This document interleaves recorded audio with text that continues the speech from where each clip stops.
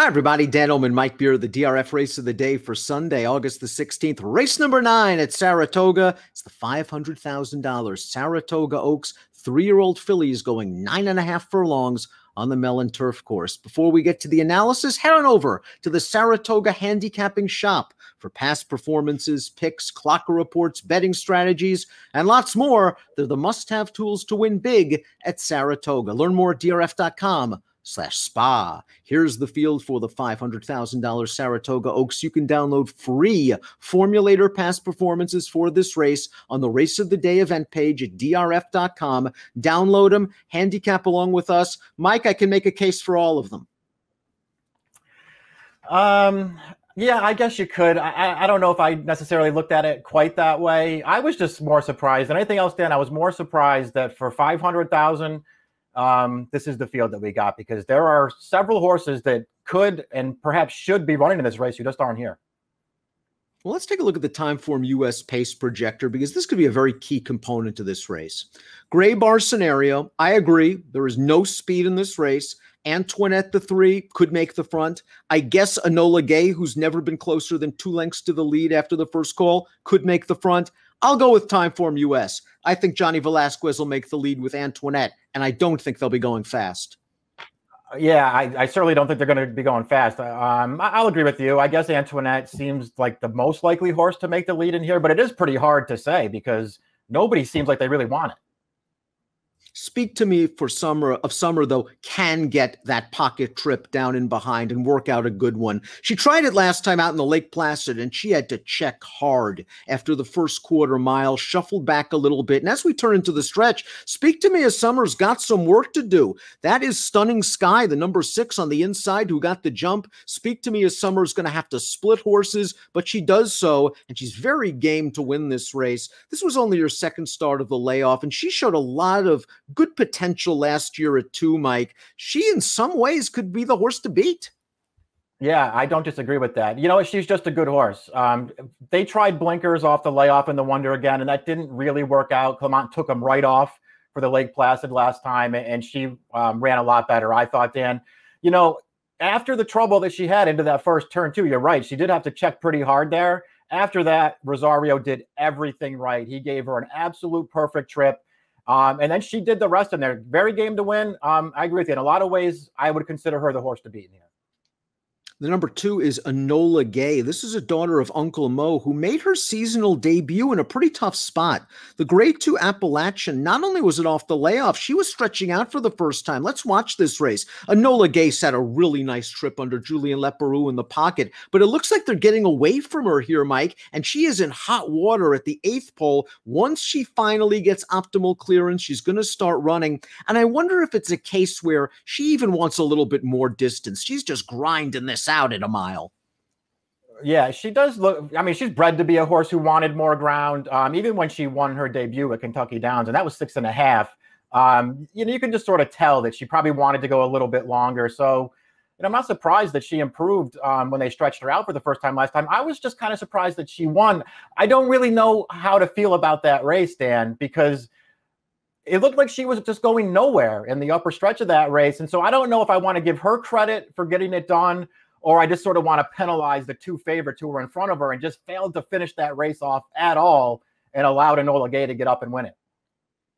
Antoinette, the number 3, is taking on some good horses. In the Coaching Club American Oaks last time out on dirt, she's running the Fairgrounds Oaks. Listen, she's running to horses that are running in the Alabama. And her last race on turf, she was in against a really good horse in Sweet Melania. Let's watch that race right now. Antoinette got up close to the pace. She just can't quicken with favored Sweet Melania turning into the stretch. She will finish ahead of Speak to Me of Summer in this race, but it's worth noting that Speak to Me of Summer was running off the layoff and didn't seem that comfortable with blinkers. She might have a big pace edge, though, Antoinette.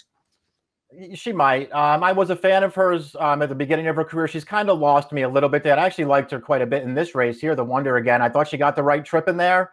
You know, at the end of the day, she was just really no match for Sweet Melania, no match for Highland Glory. I guess on the positive side, she doesn't have to worry about those 2 horses because for whatever reason, they're not in here. But I still had a tough time buying into Antoinette in this spot. I needed Stunning Sky in the Lake Placid. Narad Ortiz was very aggressive, sort of cutting off Speak to Me of Summer to grab that prime pocket position. And I also think Irad, who's a fantastic rider, obviously, might have been a little bit too aggressive trying to get out on the turn when he could have sat in.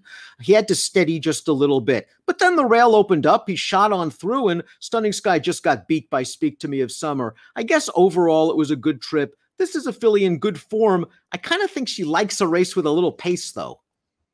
Yeah, I thought so too. I mean, I will say that, you know, for the fact that she showed a new dimension last time by staying a lot closer to the pace, I mean, that could serve her well going forward, especially in a race like this one where it feels like they're going to go slow again.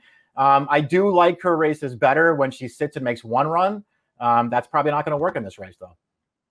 Key Biscayne, the number 5, finished 4th in the Lake Placid. She tried to come out turning into the stretch, and she was just no match for the top 3 finishers, but she showed she could step with these kind of horses. Another one, though, that probably needs to be a little bit closer to the pace. She's done it on dirt in a very slow-paced race. Maybe she can be a little bit close under Manny Franco.